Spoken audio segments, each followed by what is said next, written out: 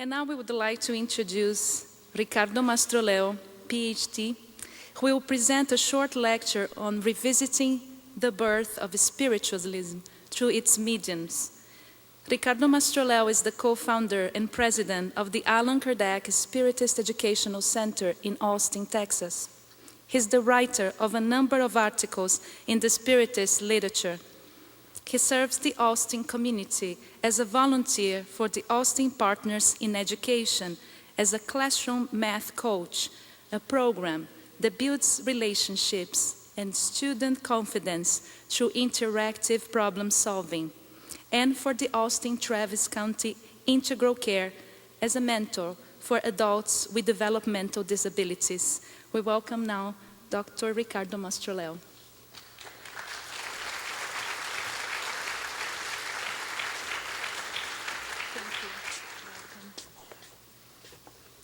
Well, good morning, everyone. First, I'd like to thank all those who use their talents and skills and spare time to put together this event. I want to let you know that your enthusiasm is contagious. And also thank the organizational committee to allow me to give my small contribution to this great event. I was assigned a very hard task to talk about 6, or actually 8, extraordinary mediums in just 15 minutes. So as I rush through my slides, I ask you to fasten your seatbelts and enjoy the ride. And if you have any questions, I'll be here, of course, all day, and we can talk during the breaks and lunch, or even afterwards. We started Fox Sisters, and Kate and Margaret were born in the state of New York. And in 1847, the family moved to Hydesville, and the house had mysterious noises, but never caused any serious discomfort to the family, until the following spring, when sounds of raps and knocks increased in intensity. On March 31st of that year, there was a very loud and continued outbreak of inexplicable sounds. Katie decided to establish a communication with the source of the sounds, and according to the record, she said, "Mr. Splitfoot, do as I do." She clapped her hands once, came one knock. When she clapped twice, 2 knocks were heard. After this successful experiment, Kate and Maggie devised a very simple code. When 2 knocks meant yes and silence meant no. And using this rudimentary code, they were able to learn from the source of noise that he was the spirit of a peddler who was murdered there 5 years earlier by a previous tenant, and his body was buried in the cellar of that house. The phenomena that occurred at night and in the following days were witnessed by many neighbors and the local press, which made them famous very, very quickly. And those events actually led to the birth of modern spiritualism. The sisters participated in many public seances and were studied by many scholars. And in these seances, raps were produced, tables levitated, sitters were touched by invisible hands. The older sister, Leah, decided to profit from her sister's mediumistic faculties. And under her management, both Kate and Maggie became professional mediums. For many years, they performed in the USA and England. But the sisters paid a heavy toll for years of frequent public sittings in a hostile atmosphere, heavy scrutiny by those against spiritualism, and being object of scientific studies and accusations of fraud. They started to drink, and the relationship with Leah deteriorated. In need of money, Maggie sold a confession stating that the raps were caused by their rare ability to pop their toe joints. A year later, she retracted her confession, blaming her financial difficulties and a strong influence by those attacking spiritualism. Many of you by now might be wondering, what happened to that body buried in the cellar? Did anybody dig the cellar to check it? Well, the answer to this question will be given in the play this afternoon, so don't miss it. The Davenport brothers, Ira and William, were born in New York. And like the Fox sisters, they experienced similar things. Actually, 2 years before, they also heard raps and noises at their home. A few years later, the two boys and their youngest sister experiment by placing their hands on a table. The table soon moved and raps were heard. The news spread out and hundreds of people flocked to the house. Seances were held regularly. Lights began to appear and music instruments floated and played by themselves. The boys started to conduct public seances where they were tied to their chairs. The same physical effects continued to occur. Not only that, but in many occasions the knots were untied by themselves. In 1857, they were investigated by a team of professors from Harvard University. The investigation was concluded, but no reporter has ever been published. The public seances developed in a performance in 2 acts. The first act, what they call light seances, they built that wood cabinet, and they sat in each end of it, very, very tightly tied to the seats and to the wall, and they always ask a member of the audience to tighten up. And then in the middle, they also invite somebody from the audience to stay there. And inside the cabinet also they had lots of instruments. When they shut the doors, all the instruments start to fly and play by themselves. And the audience could see this happening through that little window in the middle door. And then when everything became quiet again, they opened the doors and the brothers were still there, tied to exactly the same way. And the member of the audience could confirm that there was no physical intervention from the brothers. And then in the second part of the show, what they call dark seance, they also were tied to a chair, but outside the cabinet. And they had these instruments painted with a phosphorescent oil that glue in the dark. And then they darkened the room, and all of a sudden the instruments started to play by themselves and to fly until they came down, quiet. They turned the lights back on, and the brothers were still tied up the same way they were before. They performed this show for many years in many countries. But in their career, they have always been accused of fraud. But they never claimed to know how the phenomena actually occurred. And also, they never publicly affirmed their belief in spiritualism. Madame d'Espérance, her name actually was Elizabeth Hope. She was born in England.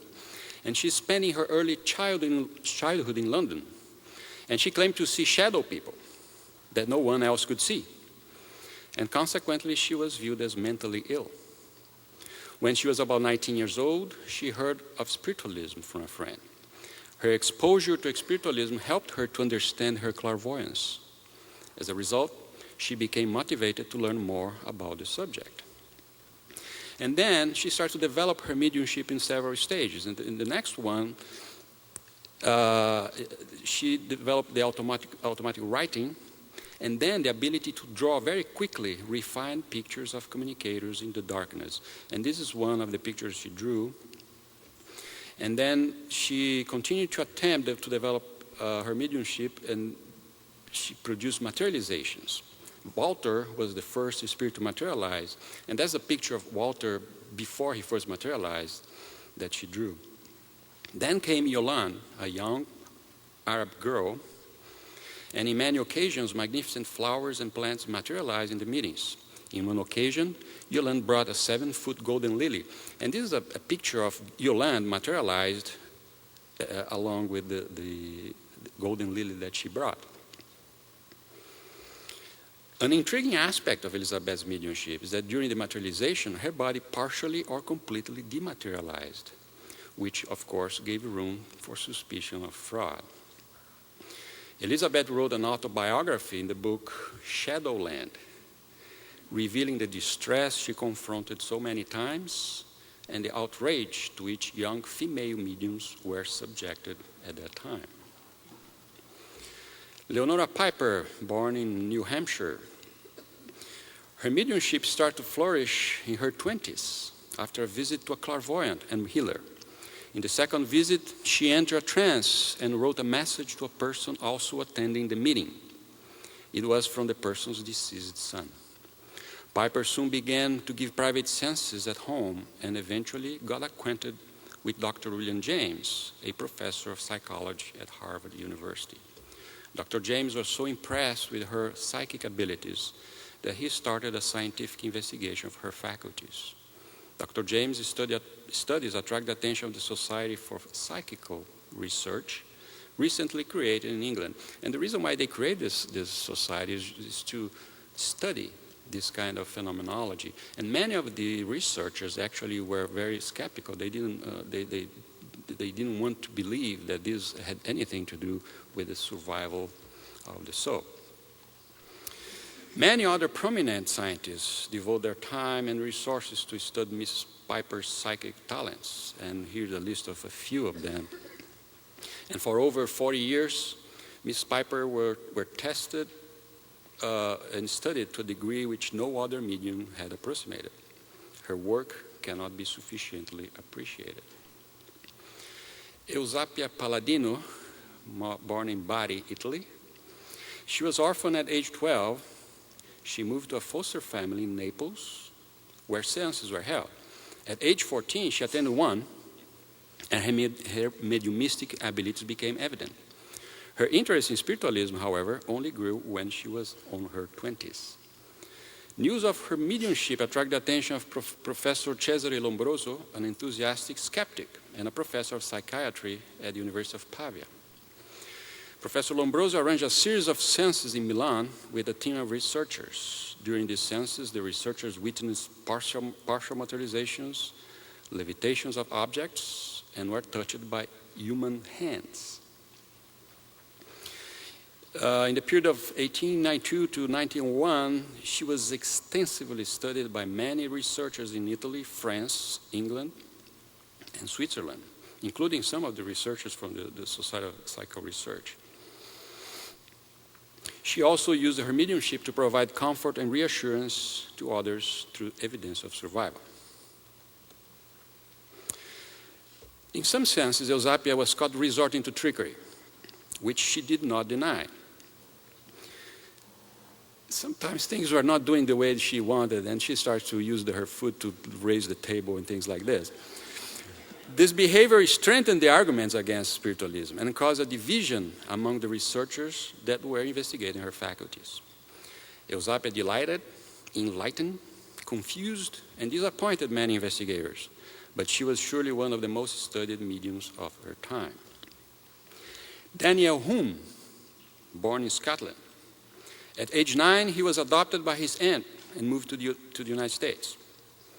As a teenager, he began to show signs of his psychic faculties. After raptures started to disturb the quiet household, his aunt, being very religious, thought that Daniel had brought devil into their house, and she asked him to leave.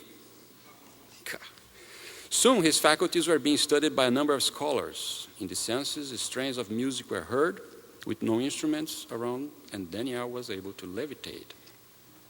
But the most important phase in the history of Holmes' mediumship began when William Crookes decided to debunk him. His investigations were highly acclaimed by the press and the scientific community. William Crookes was one of the most prominent figures in the British scientific community, and when he decided to engage in this kind of research, he was applauded because he said, well, finally somebody is going to put an end to this nonsense. Here's some of the major accomplishments of William Crookes. But he studied for 4 years, and of course he changed his mind about that. And he studied including also Katie Fox. And he published all his findings in the Quarterly Journal of Science, and this is just a few pictures that I took from the papers. I have 4 concluding remarks that I would like to share with you. First, the described mediums were among the pioneers who contributed significantly to raise the awareness of our true spiritual nature, which had been neglected or suppressed in the Western world for so many centuries. Besides having to deal with a totally unknown faculty, they were constantly caught in the crossfire between those who embraced the spiritualistic view of the phenomenon and those who could only accept the possibility of fraud. Much has been learned since then about mediumship and our interaction with the spiritual realm, but our knowledge is still fragmented and incomplete. Our understanding will enhance as we continue to engage in different research programs and in the study of spiritual teachings from different schools of thought and philosophies. I believe that spirituality is sending the messengers, the benefactors, and the teachings to anyone who is willing to listen. So we must make an effort to cross the philosophical and religious boundaries and to learn from each other. In the meantime, we should practice mediumship solely, guided by our commitment to promote our inner transformation and our genuine intention to serve and comfort our incarnated and discarnated brothers and sisters in need of guidance and eternal and fraternal love. Thank you very much for your attention. May you all have an enlightening symposium today.